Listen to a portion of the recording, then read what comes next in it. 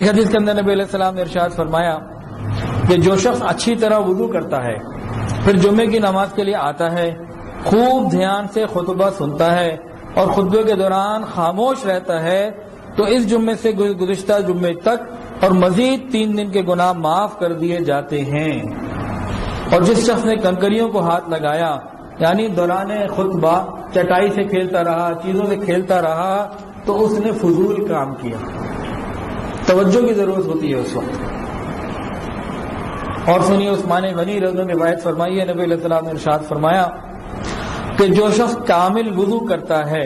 سنت کے مطابق صحیح وضو کرتا ہے، سیکھ کر کرتا ہے، پھر فرض نماز کے لیے چل کر جاتا ہے اور لوگوں کے ساتھ جماعت میں مسجد میں نماز ادا کرتا ہے تو اللہ تعالیٰ اس کے گناہوں کو معاف فرما دیتا ہے۔ نبی علیہ السلام نے ارشاد فرمایا کیا میں تمہیں ایسے عمل نہ بتلاؤں جس کی وجہ سے اللہ تعالیٰ گناہوں کو معاف فرما دیتے ہیں اور درجات کو بلند فرما دیتے ہیں؟ صحابہ نے عرض کیا اللہ کے نبی ضرور بتائیے۔ ارشاد فرمایا کہ ناگواری اور مشقت کے باوجود وضو کرنا کامل، اور مساجد کی طرف کثرت سے قدم اٹھانا، اور ایک نماز کے بعد دوسری نماز کے انتظار میں رہنا،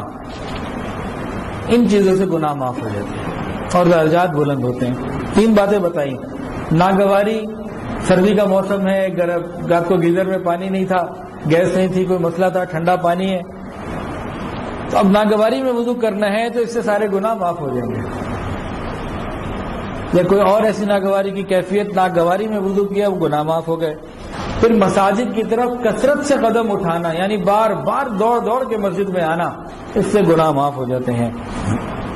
اور ایک نماز کے بعد دوسری نماز کے لیے انتظار میں رہنا، کب عصر پڑھی اور مغرب پڑھنی ہے، ایک پڑھنے کے بعد دوسری کی فکر لگی رہے، اس سے بھی گناہ جھڑتے رہتے ہیں۔ حضرت براء بن عازب رضی اللہ عنہ سے روایت ہے کہ رسول اللہ صلی اللہ علیہ وسلم نے ارشاد فرمایا بلا شبہ اللہ تعالیٰ اگلی صف والوں پر رحمت بھیجتے ہیں، فرشتے ان کے لیے دعائے رحمت کرتے رہتے ہیں، اور مؤذن کے گناہ معاف کر دیے جاتے ہیں جہاں تک اس کی آواز پہنچتی ہے۔ جو جاندار اور بے جان اس کی اذان کو سنتے ہیں اس کی تصدیق کرتے ہیں، اور مؤذن کو ان تمام نمازیوں کے برابر اجر ملتا ہے جنہوں نے اس کے ساتھ نماز پڑھی۔ ابو سعید خدری رضی اللہ عنہ سے روایت ہے کہ انہوں نے رسول اللہ صلی اللہ علیہ وسلم کو ارشاد فرماتے ہوئے سنا کہ 5 نمازیں درمیانی اوقات کے لیے کفارہ ہیں، یعنی ایک نماز سے دوسری نماز تک جو صغیرہ گناہ ہو جاتے ہیں وہ نماز کی برکت سے معاف ہو جاتے ہیں۔ اس کے بعد نبی علیہ السلام نے ارشاد فرمایا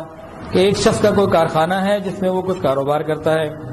اور اس کے کارخانے اور مکان کے درمیان 5 نہریں پڑتی ہیں۔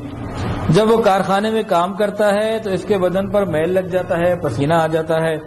پھر گھر جاتے ہوئے ہر نہر کے اوپر غسل کرتا جاتا ہے، اور اس بار بار کے غسل کرنے سے اس کے جسم کے اوپر میل نہیں رہتا۔ فرمایا کہ یہی حال نماز کا ہے کہ جب بھی کوئی گناہ کر لیتا ہے تو دعا و استغفار کرنے سے اللہ تعالیٰ نماز سے پہلے کے تمام گناہوں کو معاف فرما دیتا ہے۔